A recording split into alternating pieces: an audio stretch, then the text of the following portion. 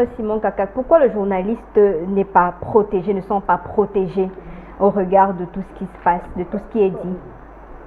Bon, en fait, ce que je vais vous faire observer de manière péremptoire, c'est que lorsque vous interrogez le rôle social du journaliste, vous allez vous rendre compte que le journaliste a principalement deux missions. C'est lui qui informe et c'est lui qui fait évoluer la vérité dans la société. C'est lui qui fait, j'allais dire, jaillir les étincelles de la vérité dans une société. Et vous savez, lorsque vous avez compris cette fonction, interrogez un deuxième paramètre. Le deuxième paramètre, c'est quoi? C'est l'environnement dans lequel le journaliste travaille. Vous savez, moi, je ne me limite pas au journalisme tel que pratiqué au Cameroun. Moi, je vais interroger le journalisme tel que pratiqué dans le monde. Ne perdez jamais de vue que le monde actuel est essentiellement capitaliste. Lorsque les gens sont dans une posture capitaliste, ça veut dire qu'ils refusent la transparence, ça veut dire qu'ils refusent la vérité. Or, le journaliste, lui, est là pour trahir les secrets. Parce que lui, il amène le peuple, il amène les opinions publiques à connaître la vérité. Et ça devient un danger pour les détenteurs du pouvoir. Forcément, le journaliste va devenir la bête à abattre. C'est ça le vrai problème. Donc, il faut comprendre l'environnement dans lequel le journaliste travaille. Maintenant, il faut interroger un deuxième paramètre. Lorsque vous venez dans les sociétés qui veulent faire des progrès sur le terrain de la démocratie, n'oubliez pas que ce qu'on appelle la démocratie a des caractéristiques. La première caractéristique d'une société démocratique, c'est quoi? C'est la liberté d'expression, c'est la liberté d'opinion, c'est la liberté de culte, c'est la liberté de penser, c'est la liberté de réunion, c'est la liberté d'association. Donc, lorsque le journaliste, donc, est dans une société démocratique et que dans cette même société, il y a des gens qui refusent la démocratie, forcément, le journal va devenir un danger qu'il faut absolument éradiquer. Voilà pourquoi je suis entièrement d'accord avec mes co-panélistes sur la question.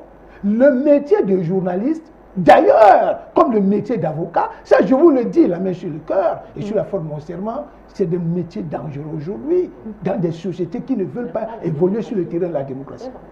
Maintenant, vous me demandez pourquoi les crimes contre les journalistes restent impunis. Bon, je ne suis pas totalement d'accord quand vous dites que les crimes restent impunis. Parce qu'il y a des cas qu'on a cités là, qu'on attend, oui, on a l'impression que... Je prends quand même des exemples sur le continent. Je me souviens encore du cas de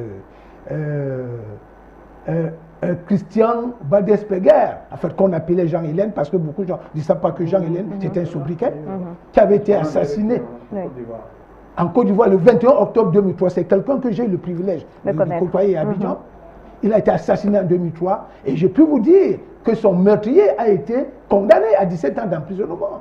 Mais dans quel pays? Non, je donne un exemple. Non, je parle d'abord de ce cas pour dire que dans le monde, il y a quand même des cas où on a noté des procès de crimes contre les journalistes qui ont abouti à des condamnations.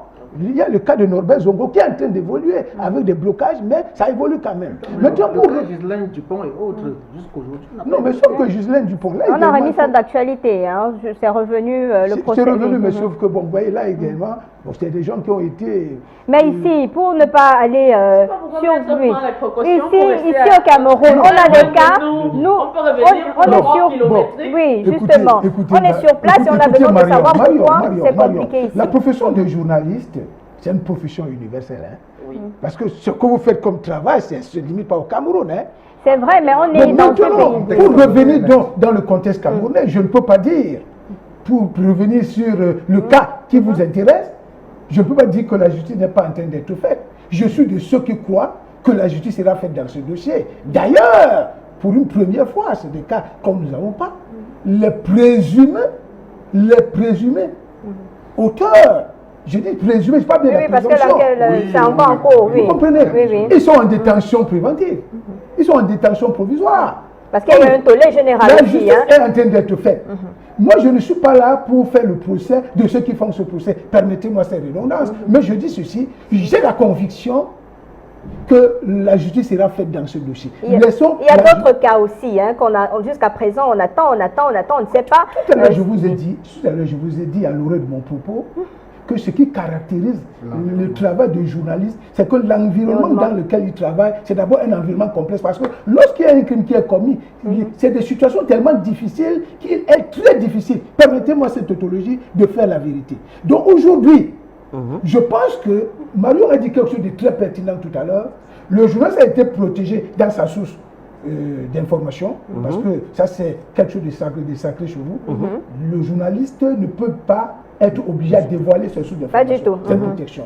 Nous sommes également sûrs que nous autres, nous travaillons pour que la situation s'améliore sur la fin de l'impunité, parce que justement nous disons que le journaliste qui joue un rôle social très important doit également être protégé chaque fois que sa vie a été menacée ou bien il a été complètement éradiqué. D'accord. Alex, il y a justement que le journaliste participe à l'exercice de cette démocratie-là dans un pays, notamment un pays comme le Cameroun, sauf que chaque jour, il y a des menaces qui pèsent sur ces journalistes-là qui cherchent pourtant à éclairer le public sur des questions d'actualité. Pourquoi toujours cette épée de Damoclès, la peur, au point où aujourd'hui, un journaliste ne se sent plus libre de dire un certain nombre de choses parce qu'on va vous dire il y a un coup de fil qui va venir de ci, il y a mon patron qui a reçu tel coup de fil et on se sent en permanence en danger.